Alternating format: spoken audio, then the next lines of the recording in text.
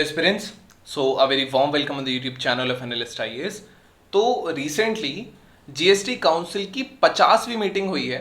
ये हर बार इनकी last meeting जो हुई थी वो फरवरी में हुई थी एंड अब जो मीटिंग हुई है वो जुलाई में हुई है।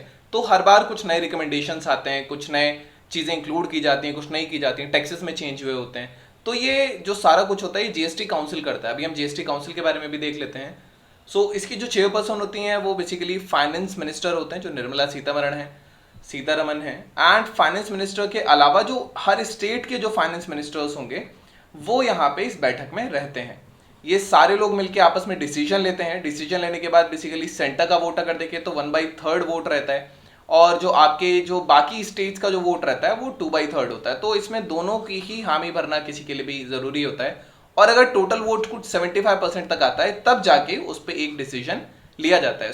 जीएसटी काउंसिल जो है, अगर हम जीएसटी काउंसिल के बारे में देखेंगे तो आर्टिकल 279A के तहत ये आता है एंड ये कॉन्स्टिट्यूशनल बॉडी है। ये चीज थी जो इसके बारे में है। अब हम देख लेते हैं कि मेजर आउटकम्स क्या रहे हैं इस मीटिंग के, रिकमेंडेशंस क्या हैं जीएसटी काउंसिल के, कुछ सैलिएंट फीचर्स देखेंगे हम जीएसटी की, कहाँ कहाँ कैसे कैसे लेवाई होता है। Then we have our today's prelims and the mains practice question. So let's start. तो union finance and corporate affairs minister हैं, इन्होंने अभी 50वीं मीटिंग ली थी जीएसटी काउंसिल की न्यू दिल्ली में। एंड इसमें ट्रेड फेलिसिएशन के लिए एंड अदर जीएसटी से टैक्स रिलेटेड जो रेट्स हैं, कंप्लायंस स्पेसिफिकेशंस हैं, और बहुत सारे रिकमेंडेशंस भी आए हैं। मेजर आउटकम्स अगर हम देखेंगे मीटिंग के तो टैक्स में काफ़ी ज़्यादा चेंजेस आए हैं, जैसे कि जो अनकुक्ड या अनफ्राइड स्नैक जो आप चिप्स पैकेट्स वगैरह लेते हैं, जो अनकुक्ड और अनफ्राइड होता है, और जो फिश सॉल्यूबल पेस्ट जो है, इनका जो टैक्स है वो 18% से घटा के 5% कर दिया गया है। देन जो जरी का काम, जैसे साड़ियों में जो जरी का काम होता है एंड यान वगैरह का, इनका भी टैक्स रेट जो 12% था वो हटा के 25% कर दिया गया है। फूड एंड बेवरेजेस की अगर बात करें तो सिनेमा हॉल्स में जो हम खरीदते थे, जो काफ़ी ज़्यादा महंगा मिलता है जनरली, तो इस पर जो पहले 18% जो लगता था सिनेमा सर्विसेज पे ओवरऑल, अब इस टैक्स को हटा के जो फूड आप अगर सिनेमा हॉल में लेते हैं तो उस पर केवल 5% ही लगेगा, और इनपुट टैक्स क्रेडिट इसमें सिनेमा हॉल वाले क्लेम नहीं कर पाएंगे। अब tax treatment for online gaming casino, इसमें बहुत ज़्यादा बड़ा बदलाव किया गया है कि अब जो प्रॉफिट लगेगा उस प्रॉफिट पर 28% जीएसटी लगेगा। अगर हम ऑनलाइन गेमिंग की बात करें तो ऑनलाइन गेमिंग पे जो डायरेक्ट टैक्स लगता था, this was the direct tax, जो 30% लगता था आपके किसी भी प्रॉफिट पे। देन इसके बाद सेंटर गवर्नमेंट, क्योंकि इस पे सेस चार्ज लगता था, सेस चार्ज इज अराउंड 31.2%, जो एडिशनल चार्ज इस डायरेक्ट टैक्स जो सरकार ले रही है इसके ऊपर लगता था। 30%, देन 31.2% ये सेस चार्ज लगता था। सेस चार्ज ना ही ये इनडायरेक्ट टैक्स है और ना ही ये डायरेक्ट टैक्स है, ये सेंट्रल गवर्नमेंट अपने साथ लेती है। इसके अलावा जो लगा है वो जीएसटी 28% लगा है। काफी ज्यादा हैवी टैक्सेशन है। इससे हो सकता है कि जो गेमिंग इंडस्ट्रीज है उसमें एम्प्लॉयमेंट रेट जो है वो कम हो जाए, बहुत सी लोगों की नौकरियों को खतरा आ सकता है। एंड ये एक स्टेप बेसिकली जो यूथ ऑनलाइन गेमिंग की तरफ, जैसे ड्रीम 11 वाली कंपनी है, सो इट्स लाइक कि सरकार कह रही है कि आप ड्रीम 11 पे कंपनी बनाओ एंड जीएसटी 28% हम ले लेंगे। ये थोड़ा सा यहाँ पे सीन देखा जा रहा है ताकि जो ऑनलाइन गेमिंग का जो लोगों में क्रेज है इसको कम किया जा सके। नाउ इसमें गेम्स जैसे कि आपका लॉटरी हो गया, गेम शो हो गया, गैम्बलिंग हो गया, बेटिंग हो गया, हॉर्स रेसेस हो गए, लेकिन इसमें एक चीज और है, स्किल दो होते थे। जैसे एक बेटिंग होता था, आप सीधा सट्टा लगाओ, उस पर सरकार जो भी ले रही है, बट यहाँ जो स्किल क्या है, जैसे ड्रीम 11 या जो भी XYZ जिसमें स्किल भी इन्वॉल्व है, अगर वो ऑनलाइन गेम है और अगर आप उससे कुछ पैसा जीत रहे हैं तब भी आपको सरकार को उसमें देना पड़ेगा। Now establishment of GST appellate tribunals. GST appellate tribunals वो होते हैं जहां पे आप अगर कोई भी ग्रीवेंस है या कहीं किसी ने आपको कोर्ट केस सुनाया है, देन आप यहां पे जा सकते हैं अपनी सुनवाई के लिए इससे रिलेटेड मैटर्स में, जीएसटी रिलेटेड मैटर में। इसमें लगभग 50 बेंचेस ओवरऑल इंडिया हम स्टेट्स में सेट करेंगे, और ये फेज्ड मैनर में होगा। स्टेट्स जो कैपिटल्स हैं जितने भी, और वैसी लोकेशंस जहां जहां हाई कोर्ट लोकेटेड है यहां पर इनको बनाया जाएगा। एग्जेम्पशन अगर हम देखेंगे तो जो कैंसर रिलेटेड ड्रग्स हैं, जो कैंसर ट्रीटमेंट में यूज होती हैं, उन पे जीएसटी नहीं लगेगा। मेडिसिन जो कुछ रेयर डिजीजेस होते हैं उन पर लगती है, उन पे जीएसटी नहीं लगेगा। इसके अलावा जो मेडिकल पर्पस के लिए कुछ स्पेशल फूड प्रोडक्ट्स वगैरह जो कंज्यूम लोग करते हैं उनको जीएसटी से एग्जेम्प्ट कर दिया गया है। अब कंसर्न्स क्या है जीएसटी नेटवर्क और पीएमएलए पे?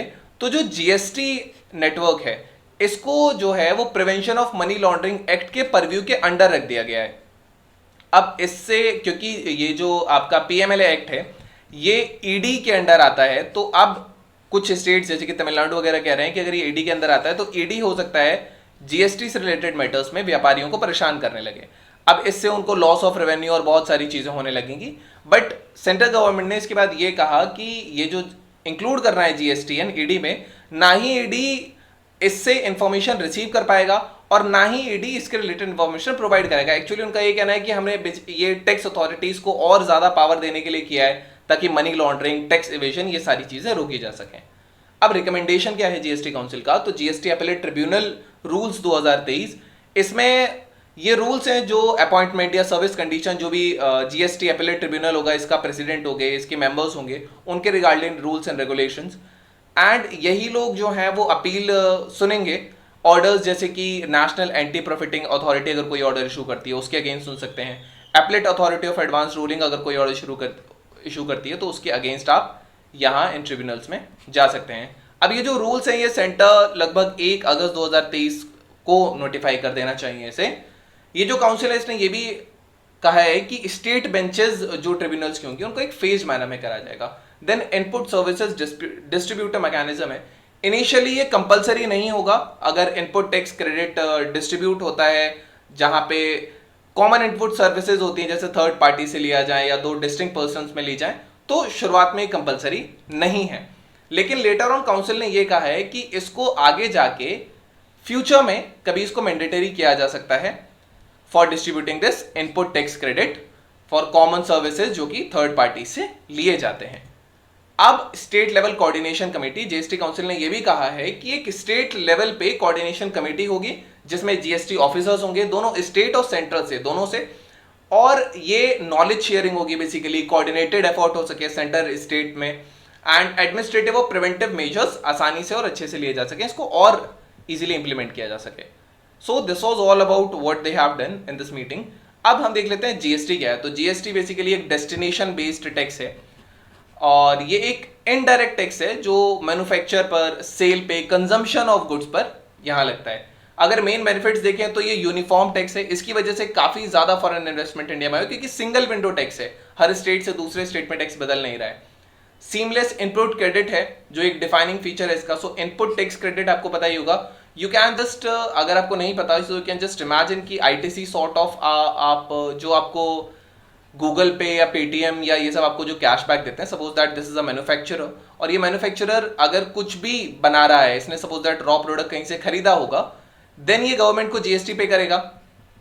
लेकिन अगर ये रॉ प्रोडक्ट बना के अगर कंज्यूमर्स को बेचेगा तो कंज्यूमर्स क्या होंगे, कंज्यूमर्स से भी ये जीएसटी लेगा और ये कंज्यूमर से जीएसटी लेके गवर्नमेंट को भर देगा।